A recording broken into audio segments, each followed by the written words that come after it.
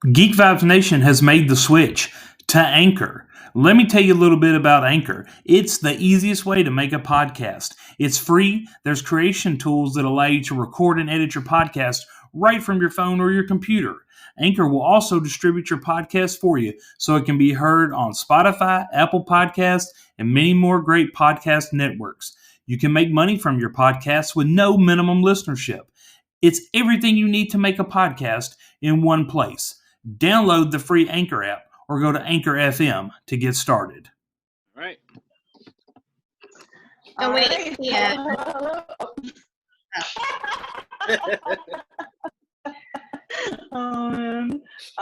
Yes, Kelly. How are you today? No, can you restart the recording, please? Yeah. Actually, don't worry. I'll just edit this out, but I'll pause it. Hello, everyone, and welcome to a very special episode of Geek Vibes Live Review. Today, we are doing Defending Jacob, which just premiered its 8th and final episode this Friday. Really exciting. So, of course, spoiler alert if you haven't completed the series. But I'm your host, Tia, and today I have Juwaan. How are you doing today? Good. How you ladies doing? That was a very enthusiastic intro. Hopefully Kelly can bring more pizzazz to this. Hello, Kelly. How are you? Hello, pizzazz. I'm good. Give me those spirit fingers, guys. I know we're talking about a drama, but yes, I love it. But yes, so we at Geek Vibes Nation are here to talk about Defending Jacob. It is an awesome series on Apple TV Plus that stars Chris Evans, Michelle Dockery, Jaden Martell, and my man Pablo Schreiber. So I had to get that in. But before we really deep dive into this mini series, which is based on the book of the same name, I do want to move over to Kelly, who actually just wanted to make an announcement before we went any further in this show. Thanks, Tia. So I just wanted to give everybody a quick update from Geek Vibes Nation. I just wanted to let everyone in our GVN family know that there's a lot been going on. We feel frustrated, we feel angry, we feel powerless and heartbroken, but we want to stand in solidarity because when we come together, we can be a catalyst for change. So if anyone wants to talk to us or get our opinion on the matter, we are happy to talk about it. We stand behind everything, and we hope that you too will help be a power to make a lasting change. Yes, absolutely. I love that you did that, Kelly. I think that was very well spoken, much more well spoken than I certainly could have put out there. So I do appreciate that. There's a lot going on right now, but I don't need to say any further. Kelly already just took the cake there. But thank you again, Kelly. So let's just get right into this. First of all, I just kind of want to ask you guys your overall thoughts about this series. So, Juwaan, I'll start with you. What were your overall thoughts of Defending Jacob? Did it exceed your expectations according to the trailers before the series even started? Yes. Well, my expectations weren't that high. It looked like a crime drama. It reminded me of one that came on, I think it was USA, where the dad was suspected of killing the kid in the woods.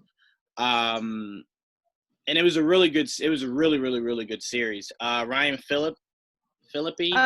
Secrets and Lies. I loved that show. It was so good. Yeah, I loved it. So it eerily reminded me of that. And one thing, if our audience doesn't know about me, you should know, is murder mysteries to me usually only go one way. And that's usually bad. Especially when you go in a series format, you kind of somewhat figure out halfway through. And then it's kind of just like, how are you going to play it out? So, I mean, my expectations weren't high, but I loved the trailer. I believe Tia got me to watch the trailer. Probably. 100%. I think Tia was like, oh, it's Chris Evans and Pablo Schreiber. And I was like, okay, all right, I'll check it out. And I love the trailer. But this show, and it's hard to say it because there just hasn't been that much content this year, but this show is award worthy. And not just award worthy, but like front running award worthy. Like if there were, even though there probably won't be any awards this year, if there were, this is like the unanimous winner. There's nothing that's going to come out that's anywhere close to this in the show format. This did everything the right way. It didn't drag out some points that could have been annoying. And the one thing I love about this show is it's called Defending Jacob. And I think at every point, even when it ended, I felt as though he could be guilty. I also felt as though he could be innocent. I also felt as though he could be innocent and guilty.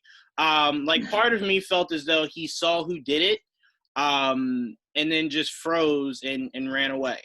But there's just so much about, like, I studied psychology for a very little bit in college, just like for 2 seconds before I stopped going to college. Go to college, kids. There are parts of the brain that kind of just log out at times of deep distress. So I mean, there is a bit of psychology that can go into someone that can just shut off seeing a dead body and then just go on like nothing happened. Some people might say that's a future serial killer. Some people might say he just lacks a bit of empathy because he truly did hate the guy. So there was no real remorse to it. So I mean, that show just left my brain in a fog because I just sat there and kept saying he has to be guilty. And then, you know, once you started seeing his parents kind of feel like, maybe he's guilty, it kind of made you go, all right, no, he's guilty.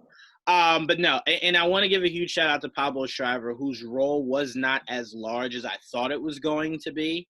But Pablo Schreiber could definitely play the role of not being liked better than most people.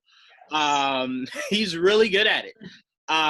But yeah, this was great, and this was a great rebound from Chris Evans being Captain America to show the world again that he's an actor. He's not just a guy that looks really good in tights or is just a pretty face. He's a talented actor. And I really do believe that if chaos wasn't ensuing, he would be nominated. I think him and Jason Bateman would be right there for Ozark and Defending Jacob for best male lead actor. But no, sorry, very long-winded. I love the show. It did amazing for me. I got my aunt to watch it. I told her about it Sunday. It's Tuesday, and she's like, she was done last night. So like, that's how good that show is. So yeah, no, I loved it.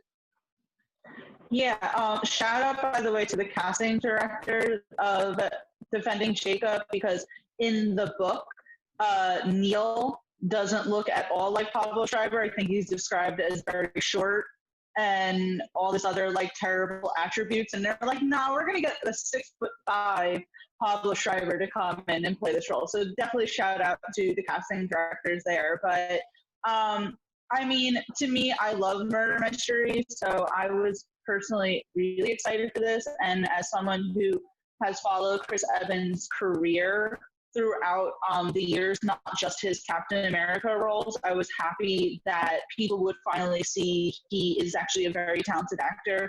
If, say, his Captain America outing is the only reason why you knew him. Also, this is the second time Chris Evans is playing a lawyer. He played a lawyer in the movie Puncture, so I thought that was really interesting. And I believe Chris Evans is from Boston, so he got to finally play a Boston native. So I really enjoyed it, but I'm going to go over to Kelly. What were your overall thoughts, and did it live up to your expectations? So, you know, whodunit stories and crime series seem to be the trend lately, so I'm not surprised that they adapted. This is a 2012 novel by William Landay, and that's what the show is based on, though we'll talk about some ways it deviates later on. Yeah. The thing that I found hard is I can't tell if the show didn't want us to understand Jacob or if it purposely like wanted us to dig deeper into the character to make him less mysterious. He just kind of had this like front on the whole time. And I remember talking to you about this, Tia, that like barely showed any emotion, was very shut down. And I know his character is supposed to be enigmatic, but he's really only developed through like buzzwords. He has the murder gene and torture porn and social media, and that's really the only way we get to delve into his character. So I wish in some regards that we could have dove into the psychological aspect of what was going on within Jacob's mind, but I understand that really a big part of the show is empathizing with the parents and being able to see the struggle they're going through.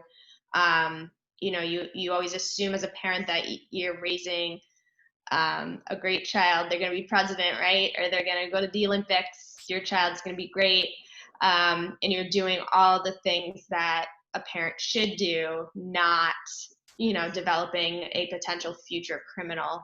So I think that's really where the series placed its focus on. I did think that it went on a little too long in some parts. It felt repetitive. I think Evans and Dockery, while they had their unconditional parental love, they just kind of had the same argument over and over, which left that part very surface level for me. And I think that the finale was very rushed. So I think in my mind there could have been some changes, but overall it was a great show. Go ahead, Tia. Go ahead. No. Go ahead, Juwaan. Absolutely. I agree, but that's where I said at the beginning it tried its best not to be overtly annoying in certain aspects. I think the mother could have been more layered. We saw how this was driving her crazy, but to me, I kind of felt like her character was there just for the doubt. Because we know how sure the dad was, right? The only doubt to us as viewers from their standpoint was only the mother. And once her doubt started to creep, it manifested into what we saw happen at the end of the season. But to me, I will agree, a lot did somewhat drag on. A lot did kind of not make sense. I don't know if we're going to break down like specific episodes, but I will say the one thing that just completely made no sense to me was the guy that you brought in. You questioned, you interrogated him, you got nothing. You ultimately had to let him go.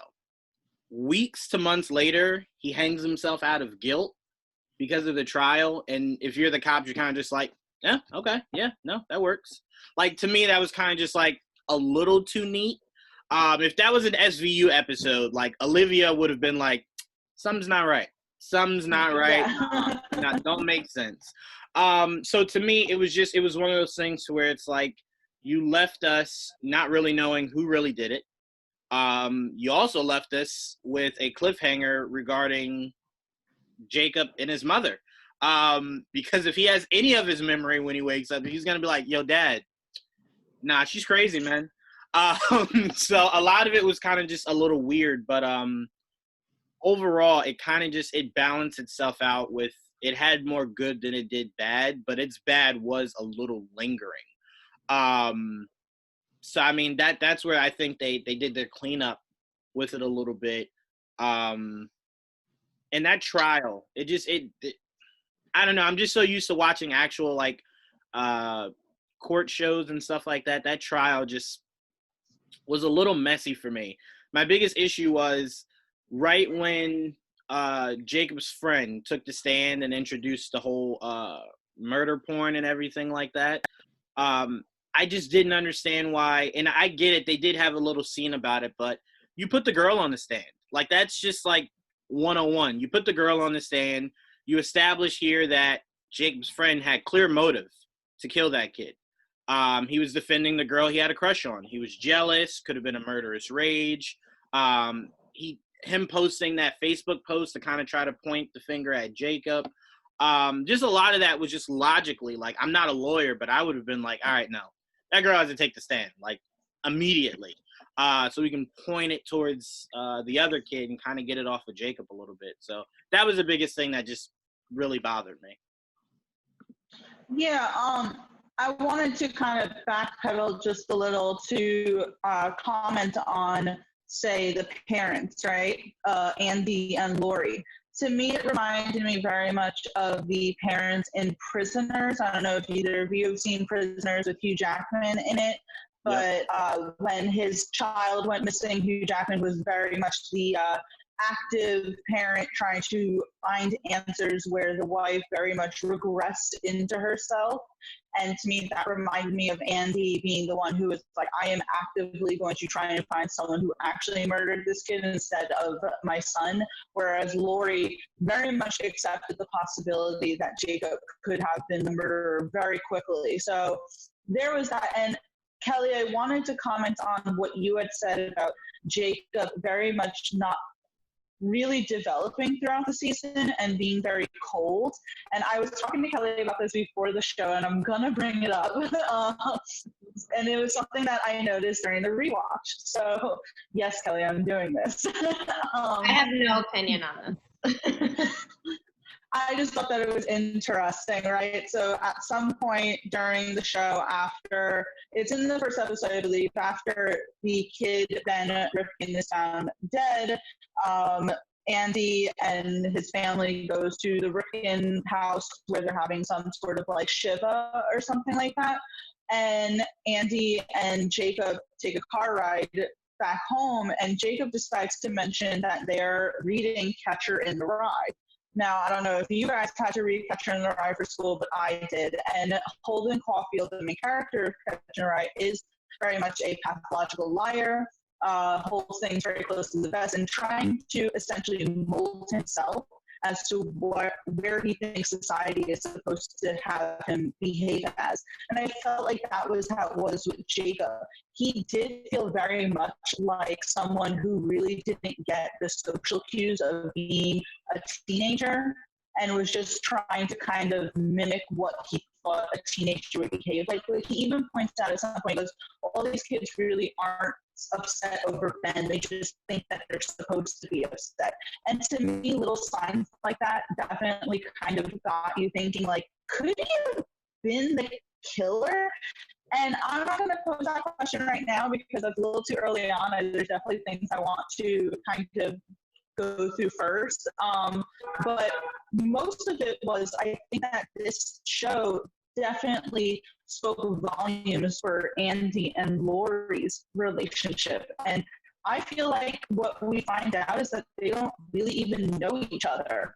And Kelly, I don't know if you want to speak to that, but I mean, from seeing their beginning where they look like the all-American family, both have very good jobs, they have, a happy relationship, and suddenly just one, and not one little thing because it's a big thing, but just one thing seems to all of a sudden come to the surface that it feels like they don't even know who they're married to.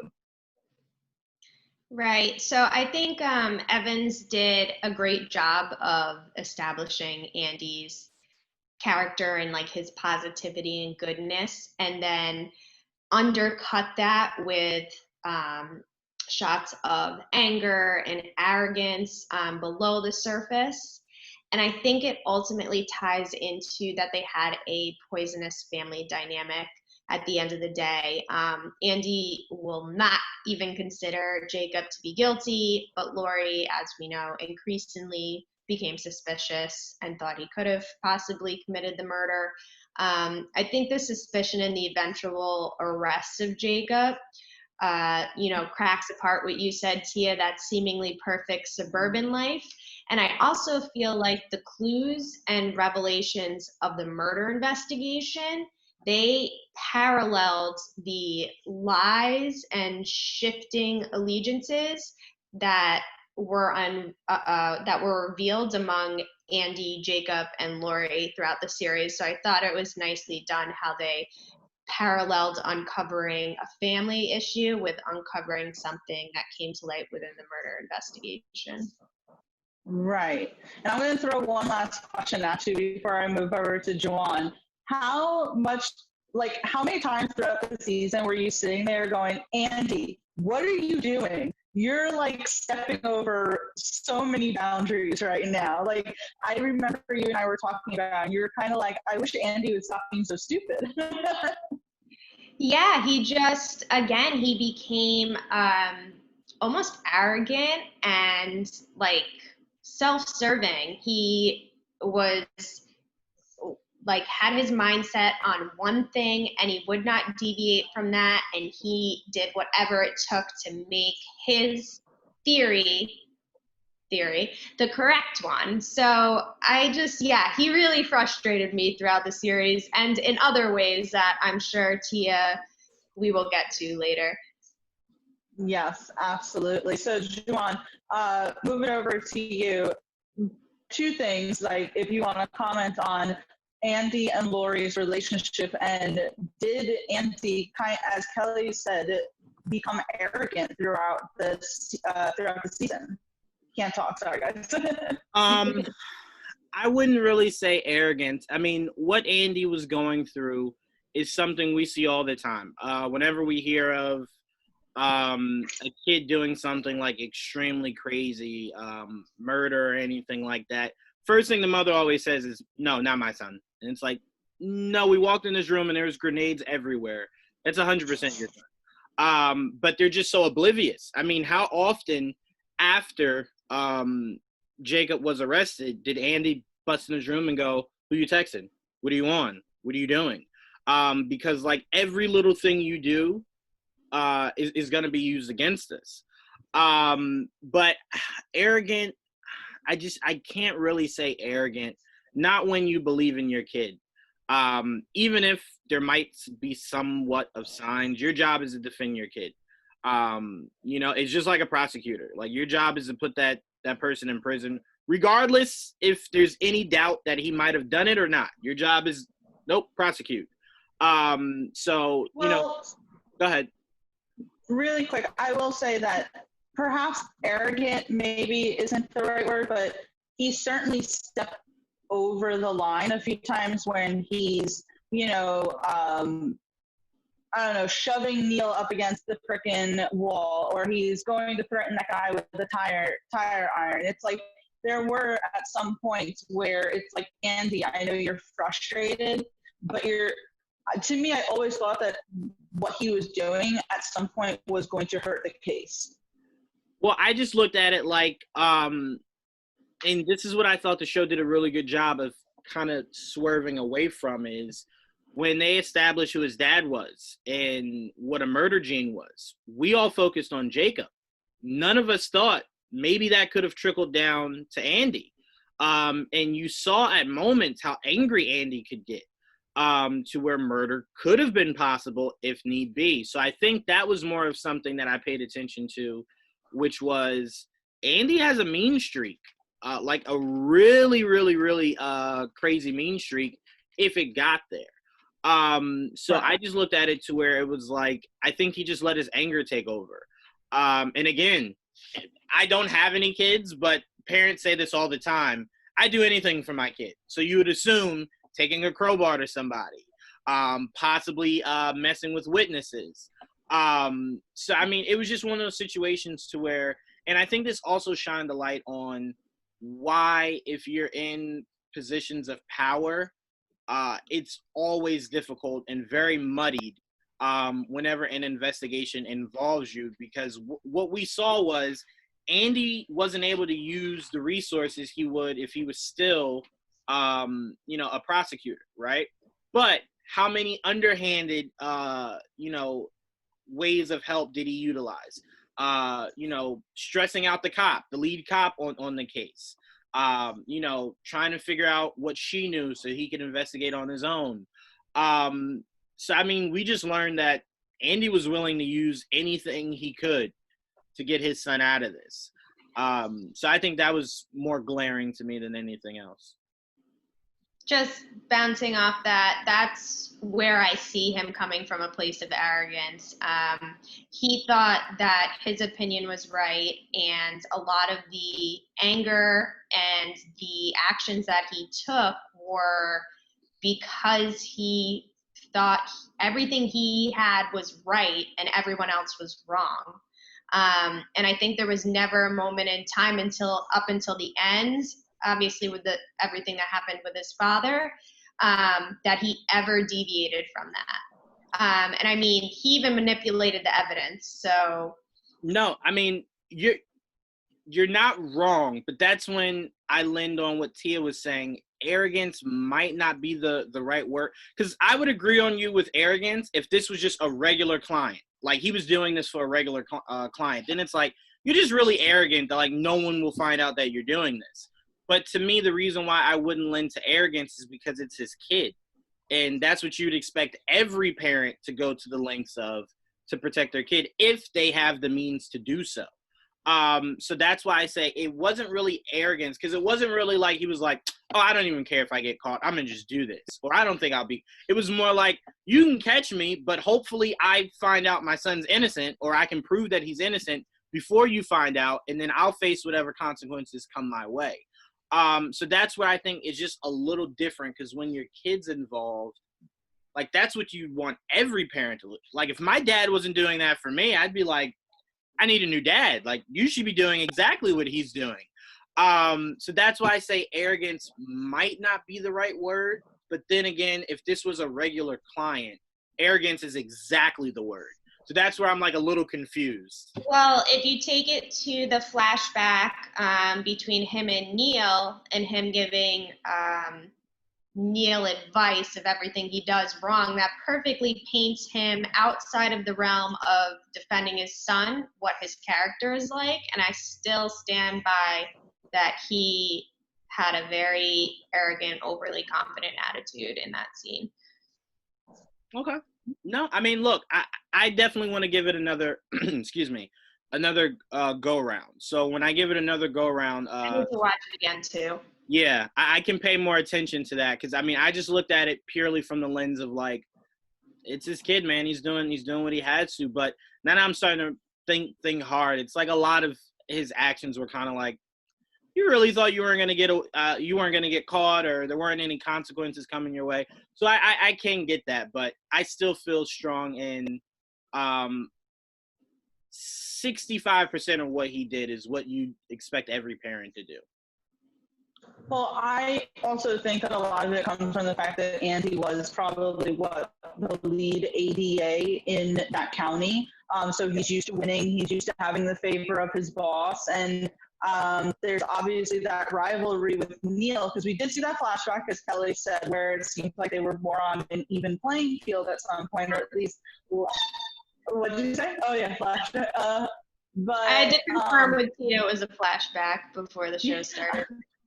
I was like, yeah, Pablo with that really bad goatee that he had, yes, that was a flashback. Yeah. But, I think that it came from Andy's former position. I mean, they were a very well-to-do family. We see Lori mothering the mothers, as they say at some point. They were a very big staple of the community. And for them to now suddenly be these pariahs certainly, I think, messed with Andy a little. But I do want to move on to me, one of my most, the most excitement I had halfway through the freaking series was when they introduced Andy's father. First of all, the reveal that Andy's father is a murderer in prison for a very heinous crime, and the character is played by J.K. Simmons himself, who did that part masterfully. I just want to talk briefly about the dynamic between Andy and his father, how, there's obviously that tension. Andy is very ashamed of having a dad like that, especially since he's an ADA. he kept it from his wife for so long, and now it's out about there. And at some point, Andy's father even says, you wouldn't be talking that way to me if there wasn't a glass panel between us. But then we see the father having this almost like very protective, like instinct in him to help the grandson that he's never even met. So, Kelly, what did you kind of think about all of that? And what is he called? Bloody Billy in general? I have one word for that relationship, and it's frustrated. And I know me and you talked about this a lot. I can understand Andy feeling the way he did. He grew up he had textbook messed up childhood, right? And he holds a lot against his father. You can't blame him for that. But I think there came a certain point where it was obvious that his father's intentions were purely focused on Jacob, and he really showed a level of care that made me want to scream at Andy and say, get out of the way and give your grandson a choice if he wants to have a relationship.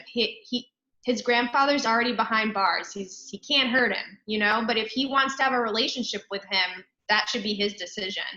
And I just felt like Andy was so stubborn the whole time with his father. He never let up once. And I just, all those scenes were so frustrating, but played out, the acting was amazing. Yeah, I kept going back and forth in my head, like wanting to dislike the father because, he did rape and kill like a young girl. So I was, in my head, I was like, you're a bad person. But at the same time, it was very obvious that he was trying to not so much make an atonement for what he's done, but at least move forward. And we even see him saying to Andy, I know I'm the bad guy, but what kind of son doesn't go and see his dad? And even at times where he was calling to ask about the trial, Andy's like, what do you want? And he's like, all right, can you please push aside your BS for a second and just tell me what's going on with my grandson's trial? And him now having, what Andy said that his father went in when he was young, right? Like 5. And Andy's clearly in his mid-30s, if not late 30s. So his father has been behind bars for a very long time. And so he's seen that this is not the type of life that anyone wants to live. And for a 14-year-old to be staring down the barrel of that was just something he didn't want. I'm sorry, Kelly. You look like you have to say, you want to say something? Yeah, raise my hand. I was just going to say that being in jail that long obviously gives you perspective. What he did, I am not standing by, I'm not condoning. It was completely wrong. But do I think that people should be given the opportunity to change? Yeah, I do. And do I think he should still spend life in prison? Yes. But I also think that he did get a lot of perspective, and you have to think of how hard it is behind bars, and we know the violence and the crimes that go on there. And he did not want to subject his grandson to that, and that came from a loving place. That's not a selfish place. There was no motive that would help himself. This was purely just him wanting to help his grandson. And it just frustrated me that Andy wouldn't hear him out or give him that opportunity. And then, the dad took matters into his own hands, but that's for later. Yeah, I definitely want to touch upon that in just a second. But Juwaan, I think I was mostly messaging you like every week going, I love J.K. Simmons. And what were your overall thoughts about Billy in the first place? And also, like, do you agree with Kelly that, Andy should have opened the door to a better relationship, first of all, for them, but also between his son and his father? Yes and no. Yes being, I can't speak to how Andy feels. having a father that was a murderer / rapist, and having to go through life with that, is probably something that helped build a pretty large barrier between Andy and his father. So I mean, you kind of have to look at it like this: if he doesn't view it as he has a father, doesn't really view it as his son has a grandfather either. So there is no need for him to. Well, he feels. I don't want to speak for him, but it seemed like he felt as though there was no need for that bond to exist. It's like, you kind of just don't want to connect those dots there. And remember, his wife knew nothing about it. So it's kind of like, I just don't want to open the floodgates on any of this, especially in the midst of a murder trial where my wife already feels as though my son might be guilty. Don't need her thinking, oh, no, he's definitely guilty. You got it from your dad. So, it was just like the floodgates would open. And at that point, just didn't want it. But I understand your point, Kelly, on him helping his grandson was a very unselfish thing for him to do. He's seen the horrors of that place. And it's like, you don't want that kid there. So, I mean, I completely get it. I also do believe people should change. The whole institution of jail is supposed to rehabilitate people. So you would expect the guy he came in as wouldn't be the guy he would still be 20, 30, 40 years later. You would hope, if the prison's doing their job. So, I mean, a part of me is like, he should see his grandson. I mean, after what he did for him, even though if anyone found out, the grandson would end up there anyway. But you have to look at that and you have to go, he very well could have just sat back and said, whatever happens, happens. I'll get to know him when he comes here. But no, he was like, he wanted to make sure that the kid never saw a day in prison. But Andy's hatred is something that was just too large to look past, to connect the two of them. So I kind of get it. I kind of get just having so much disdain for something that you're kind of just like, I can't even see clearly at this point. It's just, I hate you. That's all I know. That's all it's ever going to be. So, I mean, that would have to be something that a therapist would have to exert. Like, a therapist would have to clear their calendar to get Andy to get rid of all that hate. But no, that would never happen. it would never happen. He couldn't even say thank you. It was kind of just like, oh, why did he do this? So, I mean, but I don't disagree with you, Kelly. People change. It happens. People do change. So it's like, let your grandson know who his grandfather is. If he doesn't want to talk to him, you did your job of saying, hey, whenever you want me to take you, I'll take you. Because who knows, maybe that would help Jacob out a little bit. Speaking to his grandfather, you never know. Kids react in different ways. Like kids that maybe aren't that receptive to their parents are super receptive to like their aunts or uncles. Because it's less pressure there. It doesn't feel like, you're being judged or you're being ridiculed. It's kind of loosey-goosey, so you feel the freedom to kind of talk. So maybe he would have, loosened up with his grandfather, especially if he did it, because his grandfather would have scared him into like, hey, man, right. We got to do whatever we got to do to keep you out of here. So, I mean. Well, so go ahead. And the grandfather was definitely never concerned whether or not Jacob actually did it. He even said that to Andy at some point. You can either be a good man or you could be a good father. And that was like so powerful to me, especially coming from someone like Billy. So I don't know. I loved the character Billy. If there was one thing I wish we would have gotten more, it was more of Billy. And I wish we could have gotten an interaction between Billy and Jacob. I wish we would have seen the interaction between Billy and Lori. That's classic, show don't tell. And they told and they didn't show. They were just like, oh yeah, she went and visited him. I want to speak to that. I believe her interaction with Billy is what fully launched her into he did it. Because I think she started to, in her mind, I won't say logically, but in her mind, connecting dots that weren't really there. Because that's what happens in fear, just fear kind of makes your brain go to weird places.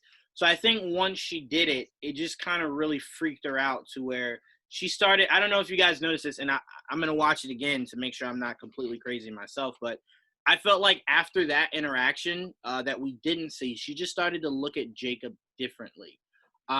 Like Yeah. she couldn't look him in his eyes for long periods of time. She would look down when she would speak to him. Her answers would be very short.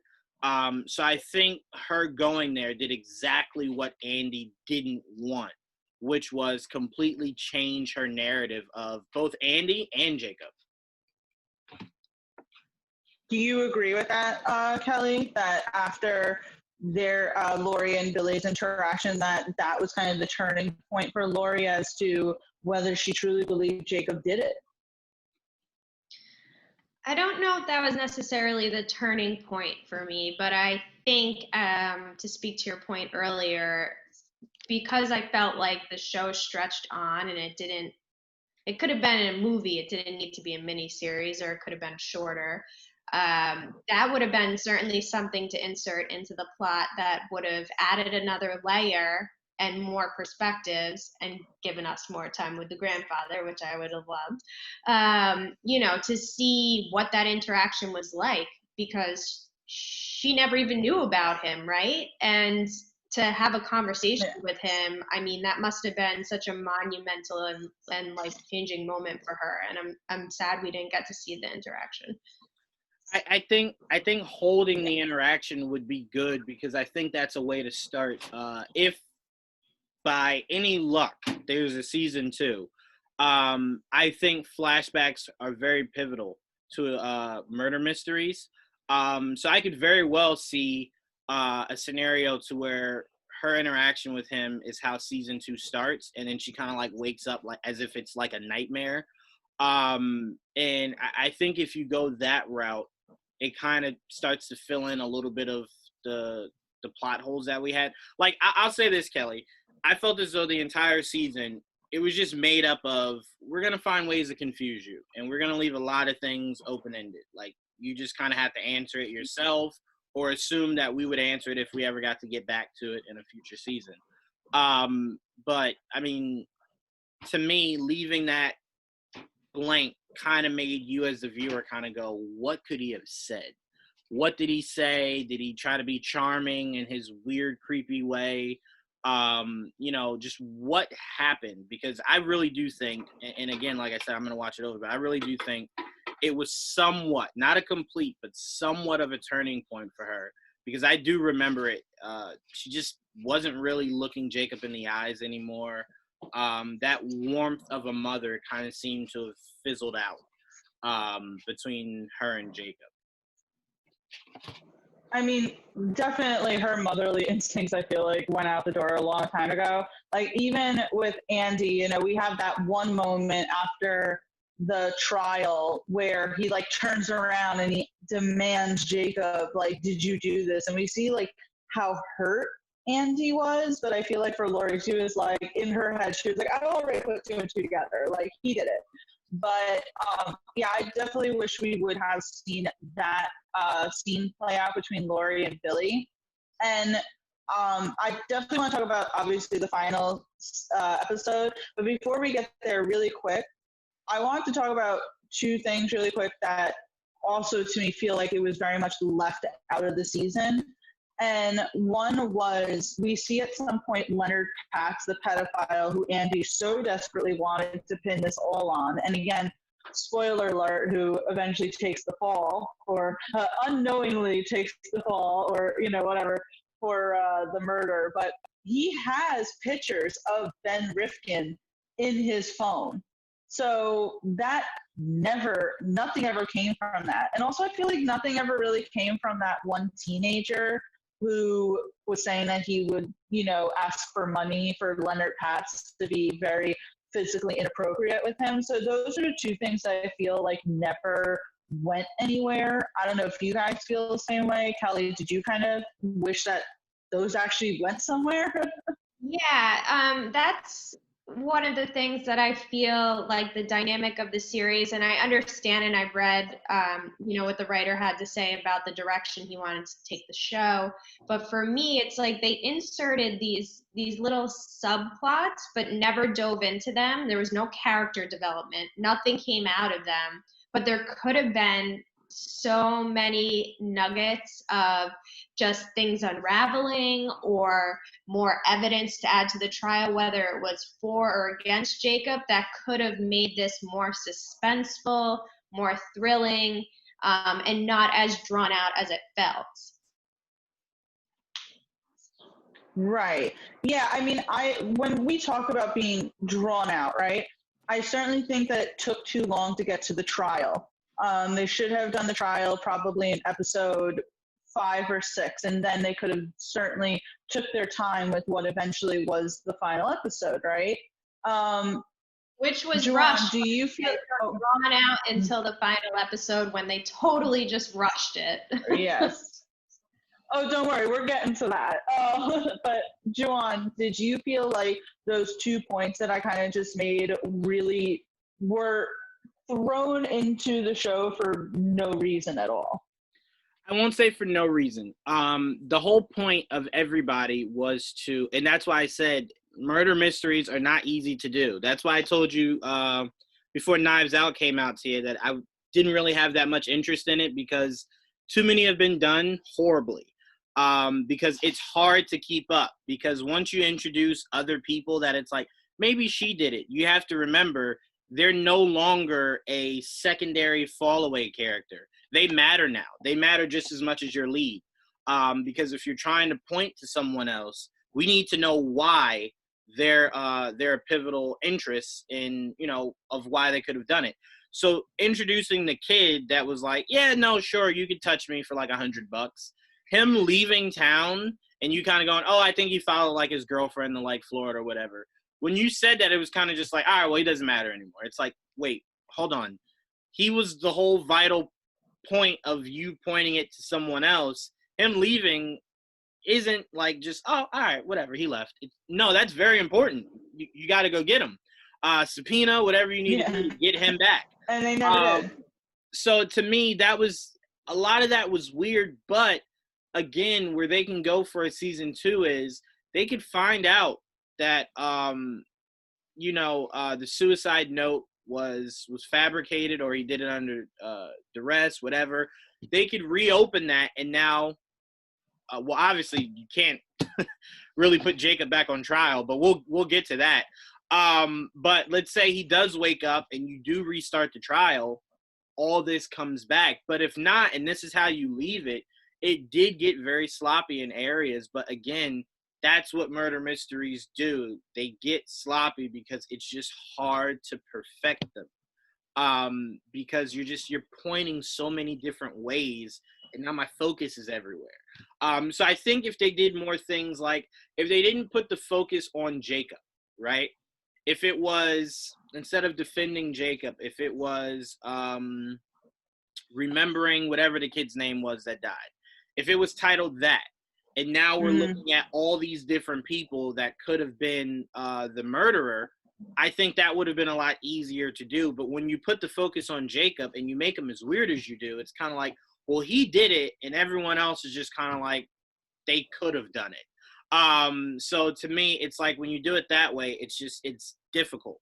But yeah, no, that's why murder mysteries are like, you could find maybe one good one every 6 decades, because that's how hard it is to perfect those. Yeah.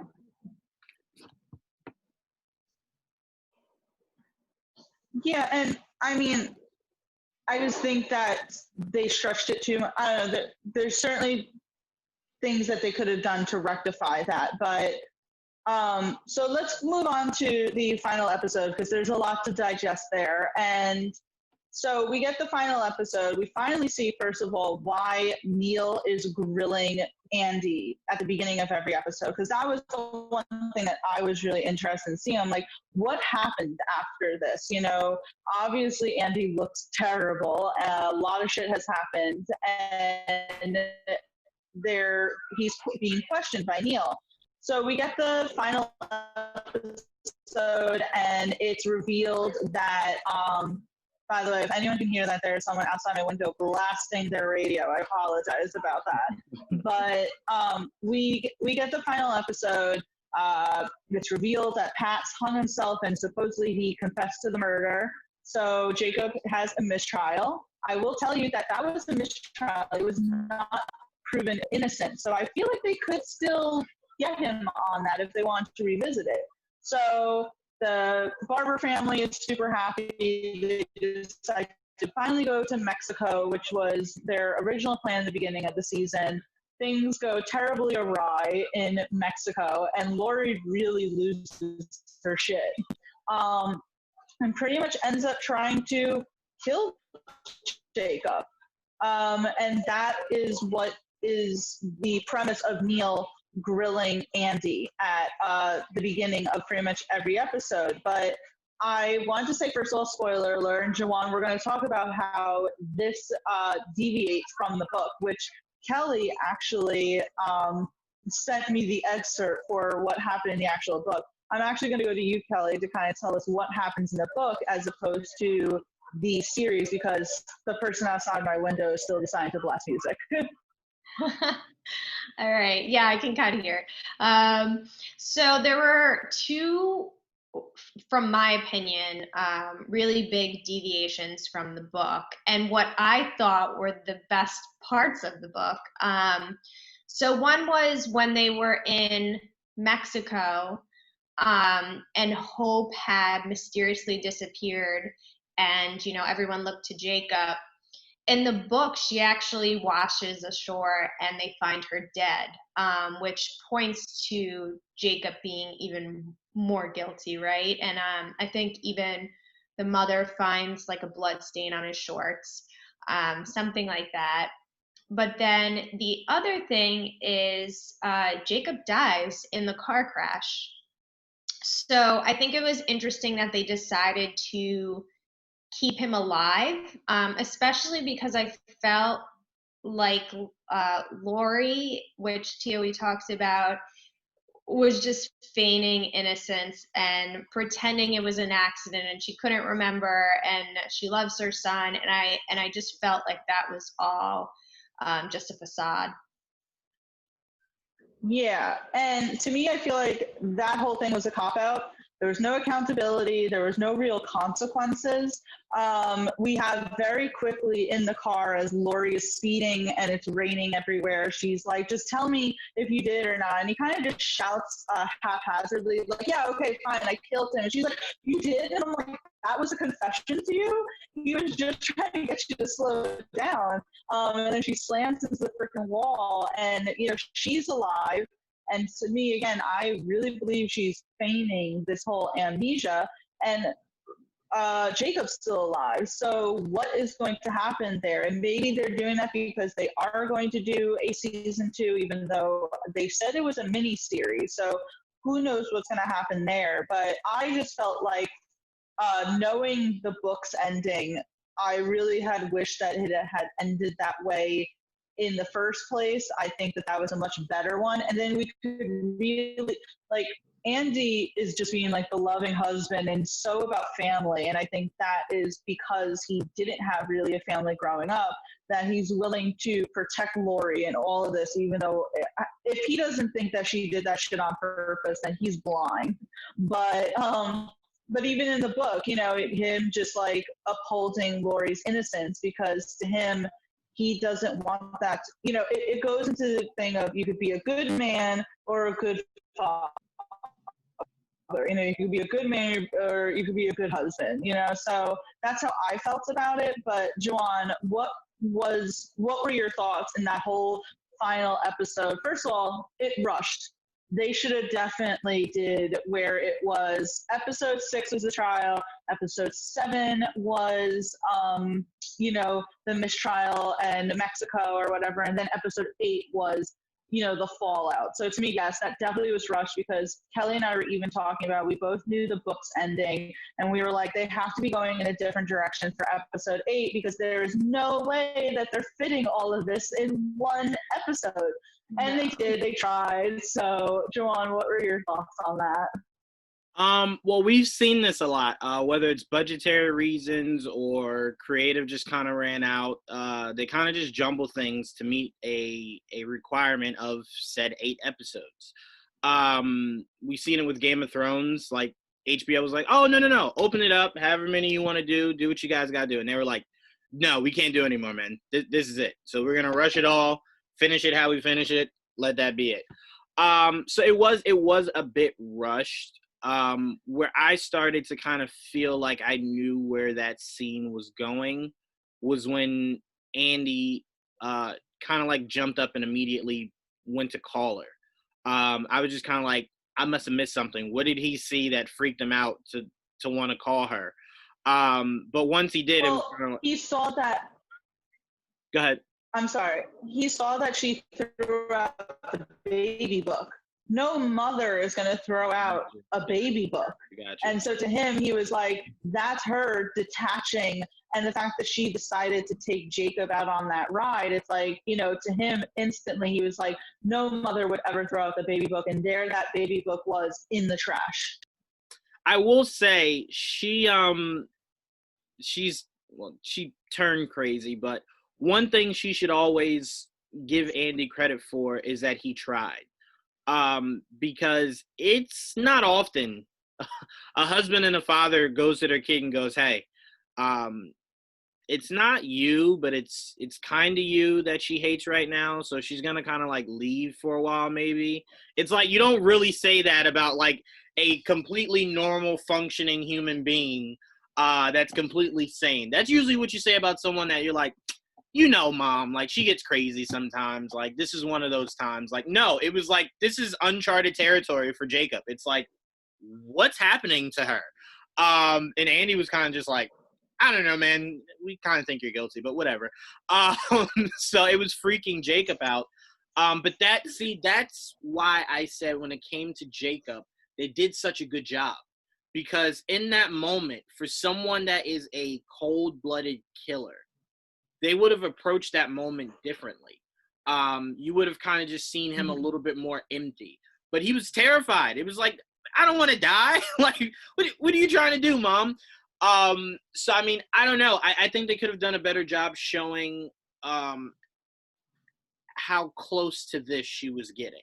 Like, I get how close to insanity she was getting. Once that lady spit on her in the supermarket, I was like, all right.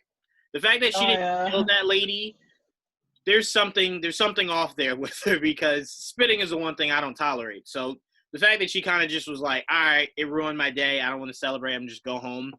But no, we did see the toll that all this was taking on her. Her walking to the mother's window and watching her have a breakdown. I think she was kind of comparing it to what she was going through. To where it was like, I still have my kid, but not really. That's not my son. That's not the kid I raised. And we saw how she couldn't get the image of the bowling ball out of her head. It's like, no kid does that. It's like, who does that? It's like if your kid's pulling heads off of all his action figures, you're kind of like, that's not normal. And it kind of sticks with you. So to me, I thought that was very important of where her, distrust of her son began. She didn't really realize it, but it began back then. Because it's just such an unnatural thing for a kid to do. So, I mean, it did, in some sense, kind of build up how she felt about her son, but the whole idea of wanting to, like, kill him was what I think you needed a whole nother episode to build up towards. Maybe she tried to have a heartfelt one-on-one that he was kind of just detached from, and that kind of drove her insane, just something like that. But you guys read the books. I didn't. I have no idea why they went into this, making it a limited series.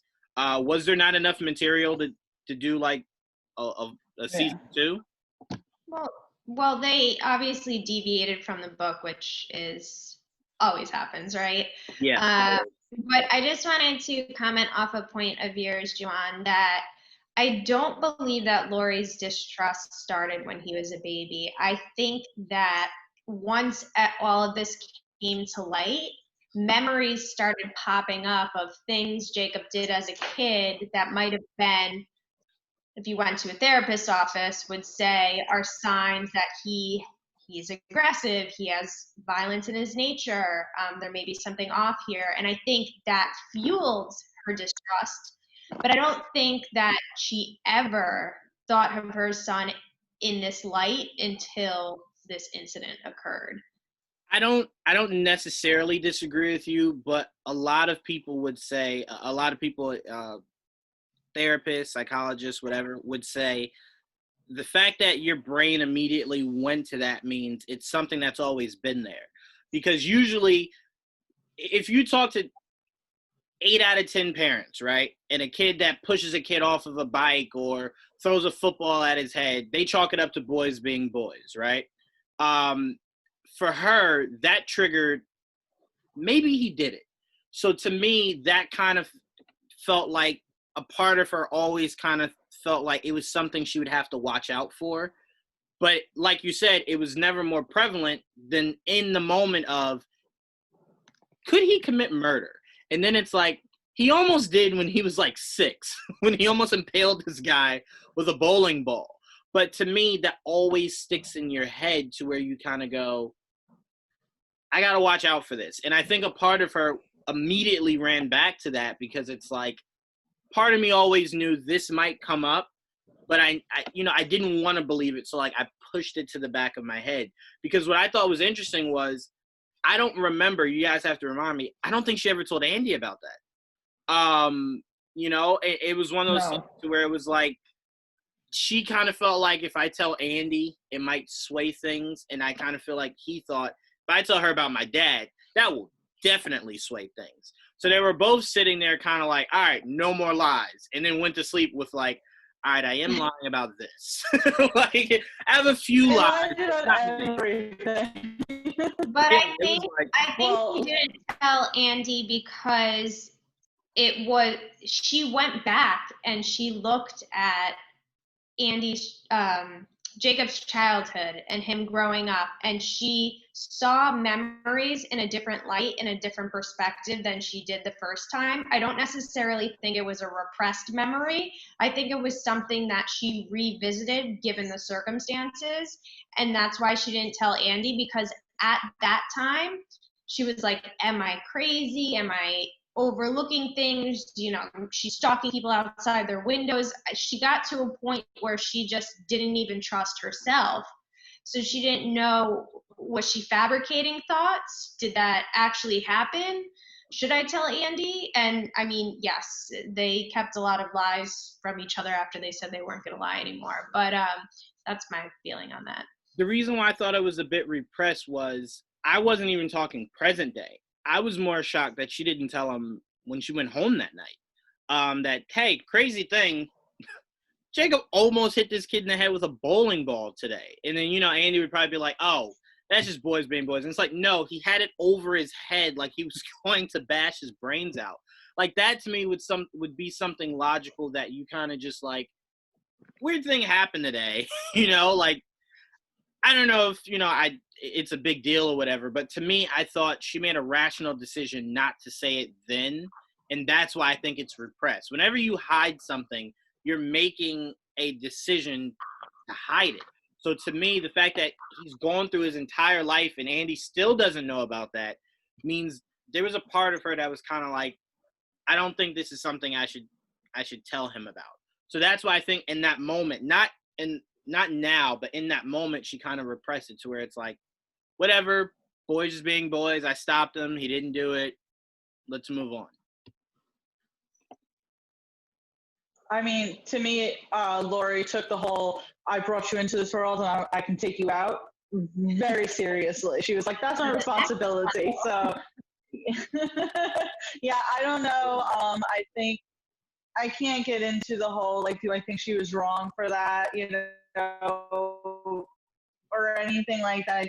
She just clearly to me, in a way, I think that she was almost like more of a realist than Andy. Andy just didn't want to ever see his son in that negative fashion. So I don't know why the series decided to go in the way that they did as opposed to the book. I think that we would have been, a lot more sympathetic to Laurie's decision if they had went the way of the book. So I'm not particularly sure. But before I ask you guys your final thoughts on the show, I do have a very important question that I was like, I am going to ask this, and I don't care. I'm going to ask it. Do we think, did Neil, was he a dick or was he just doing his job? So a very important question here. Kelly, what do you think? I think a combination of both. I think that Andy gave him the tools he needed to be more successful as a lawyer, but I also think that he pushed so hard, especially in the flash forwards or to the present date when he's like, oh, justice for Jacob. And I felt like that was so insincere.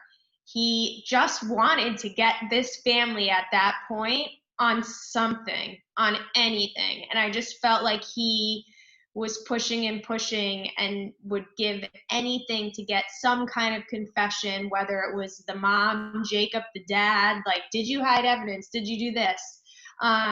Just so he could have some kind of win, because I think that's what really killed him in the end.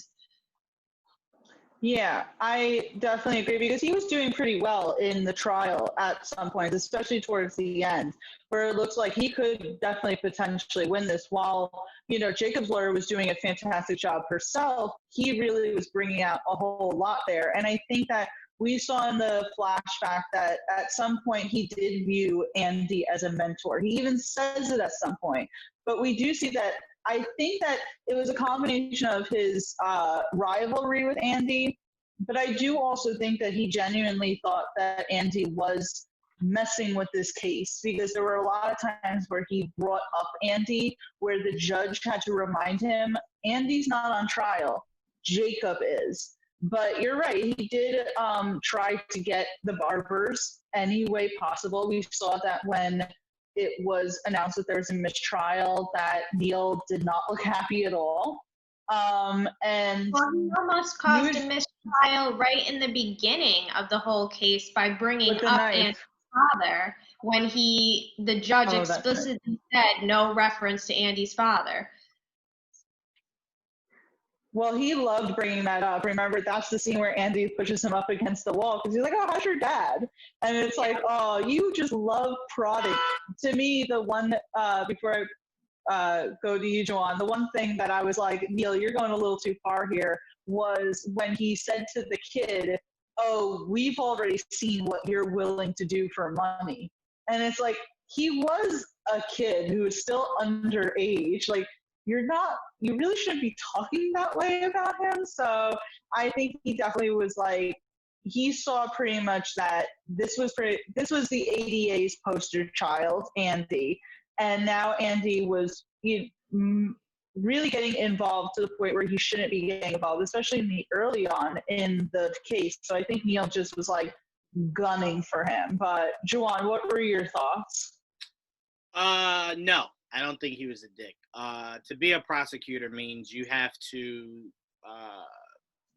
kind of take humanity out of the situation and completely be cutthroat, which is what he did. I mean, because you have to remember, any little thing, Andy beating him up, that helps his case. Andy, going off the rails, that helps his case. Him kind of making Jacob a little nervous, that helps his case. Him making that kid that was saying he did that for the money, him kind of making him seem like he does this often, that helps his case. So when you're a prosecutor, your whole job is to be a dick. So it's like, it's not really, you can't really separate it and say he's a dick, but he was also just doing his job. That comes together. You'll never meet a really nice defense attorney. A prosecutor, I'm sorry. that's like, oh, no, it's okay. Like, don't stress out. It's completely fine. I'm just trying to put you away for life. Don't worry about it. It usually never works like that. But I wanted to disagree with something very quickly, Tia. I don't think he was doing a good job. I think the only thing that saved him from completely losing this trial, if it did continue, was establishing Jacob after that murder porn. If not for that, there's no way that jury comes out and goes, oh, Jacob did it. You just didn't provide enough evidence. And whenever the judge has to tell the jury numerous times, like, strike that, put that out of your mind, disregard what he said. It doesn't pair well with them. So to me, I thought Jacob had the jury on his side up until the murder porn. Once that came out, the jury was kind of just like, wow, no, he did it. Well, That was Neil's smoking ace. That was his smoking ace. It was like anything else before that was pretty much like null and void. Right. So, yeah, I mean, listen, I agree with with what both of you guys are saying. I think that he was taking a lot of what Andy had taught him in the past. Andy had even said, Neil's a good lawyer. Just, he picked up a few bad habits. But I think that his gusto in wanting to put Jacob away, or at least get to the Barber family, was causing him to do a little bit of the theatrics that we saw in his trial. But before we wrap up here, I want to know yes, Kelly. Sorry, just because this is something very near and dear to my values and morals, I just have to say, and Juwaan, I don't think you did this intentionally, I love you, but I hate putting an entire group of people into one class. I don't think that's right. So to say all prosecutors are dicks, I can't hop on that train, because I just feel like that's putting an entire population of people into a single word. And I think there's a lot of different levels of people that are prosecutors that range from shitty to great, from assholes to fucking great humans. I mean, I just wanted to throw that out there, because it's hard to just put all prosecutors in the category of dick. Well, to be more specific, to say that, and that might have been a little harsh, but to say that means you're just not going to find, and when I say nice, I don't mean, because we don't know what this guy's like outside of him being a prosecutor. So I don't mean him as an everyday guy, but prosecutors' jobs are to not be nice. They're to be as cutthroat as possible to win their case. So to me, what I mean by that is, you're just not going to find, because it's not their job to be, ones that are just like, let's see what we can figure out here. Let's be a little lenient. It's just like, no, their job is to excel, and the best way to excel is to have high, prosecution rates.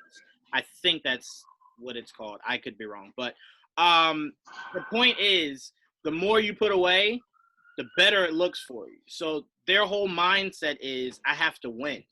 Rather than, like, if you're a defense attorney, your whole job is, I got to defend. So my job is to make you feel safe, is to make you feel comfortable, is to find the best possible deal. As a prosecutor, your job is completely different.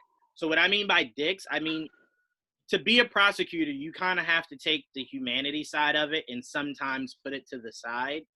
So sometimes it might come off a little dickish, but I don't mean them as people. I just mean it's the one job that could get you death threats literally every day because you have to be so cutthroat. You have to be so vicious. So that's what I mean by it. Yeah, you have to prove 100% without a doubt.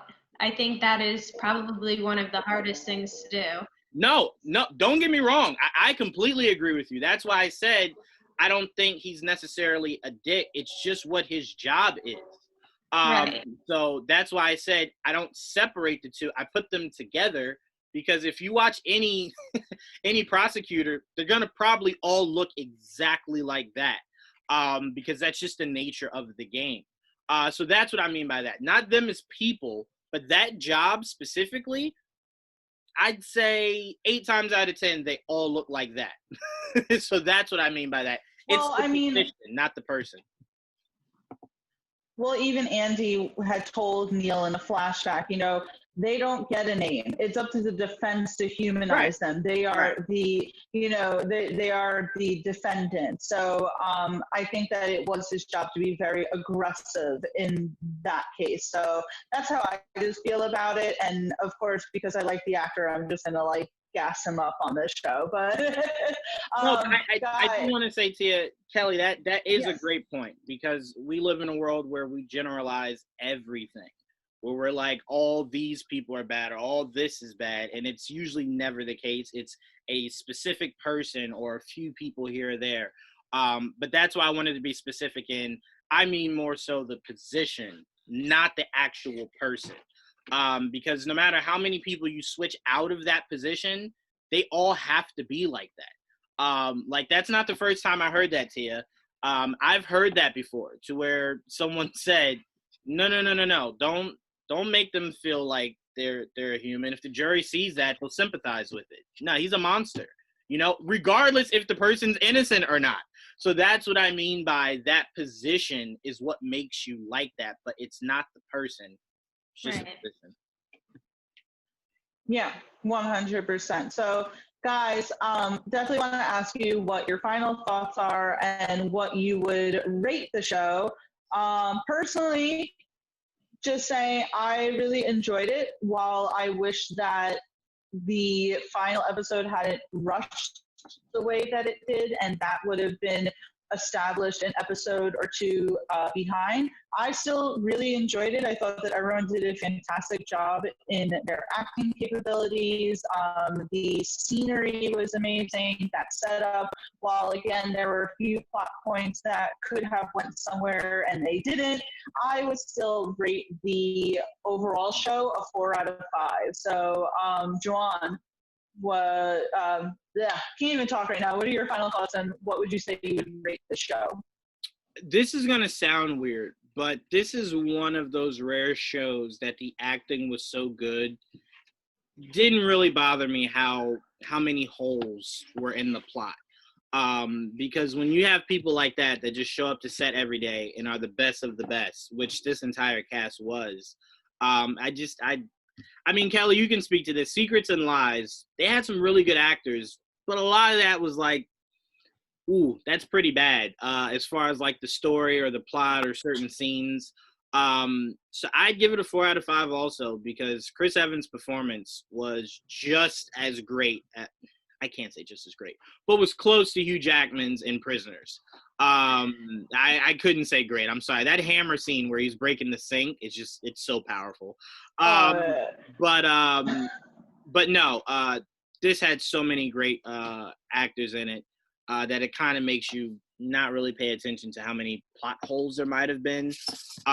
So 4 out of 5, just because people should watch it just to see Chris Evans outside of Cap, and just to see some really, really, really good acting. Yeah, and I totally agree with what you said, Juwaan. Like, while of course we want good story and you strive for that, to me, what is most important in movies and TV shows is the acting. And I can't take anything away from Chris Evans, Michelle Dockery, Jada Martell, for such a young individual to really play such a tough role was great. I told you I love J.K. Simmons, Pablo Schreiber. They all were fantastic. Even the woman who played the detective, I liked her. So I'm sorry, Juwaan, go ahead. No, I was just going to say, I want to give extra credit to Michelle, because she was also in my favorite movie, The Gentleman, with Matthew McConaughey, Henry Golding. She was amazing in that. So I had always said to myself, I wanted to see her in more things. And then I think, like, after I saw that movie, Tia sent me the trailer to this, and I was like, oh, yeah, okay, here's more things. So I was really looking forward to seeing her performance. You need to watch on Netflix. It's another miniseries, literally, I think either 6 or 7 episodes. It's called Godless. It's a Western. I'm a fan of Westerns. If you're not, I completely understand. But she is one of the main characters in Godless, and she plays it very well, the character. So if you are looking for more stuff with Michelle Dockery, definitely check out Godless. And it has our man Scoop McNairy in it. So, you know. Oh, okay. I'm sold. It's sold. But, certainly she needs more recognition, because she is amazing. And I think that she and Chris Evans had a really great chemistry going on in this, albeit how much their relationship was based on lies. But Kelly, what would you kind of rate this show? What were your final thoughts on it? So I had final thoughts that changed. I think originally I probably would have given the show a 3.5 out of 5. And then I think after reading into what the writer's intentions were, his direction, and what his focus was for the series, and taking that and separating it from the book, I would have to say it was 4 out of 5 for sure. He definitely hit the nail on the head with what he was trying to convey, with the disparity between the parents and the never knowing the answer, which was really the just overarching theme of the whole series. So highly recommend it. It's easily bingeable, and 4 out of 5.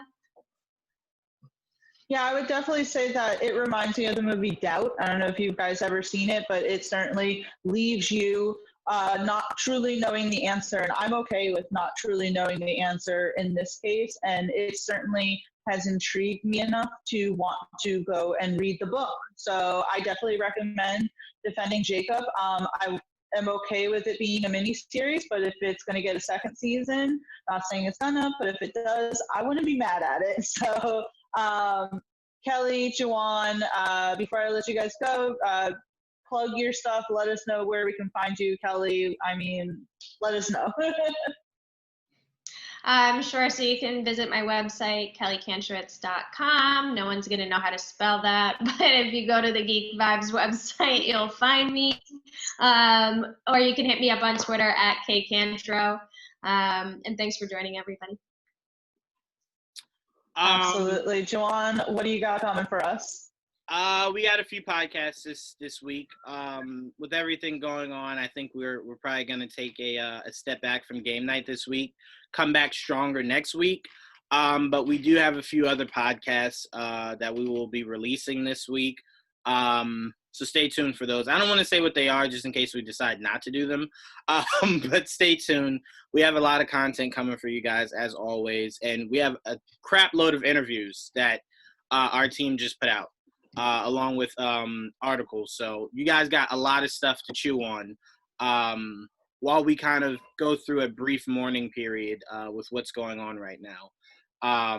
So you got plenty of stuff from us to check out in the meantime, but we're not stopping, guys. We're just kind of trying to help with what's going on by spreading awareness and doing it the best way we know how. So just bear with us, bear through these times, and we will try our best to continue to entertain, excite, and free your mind.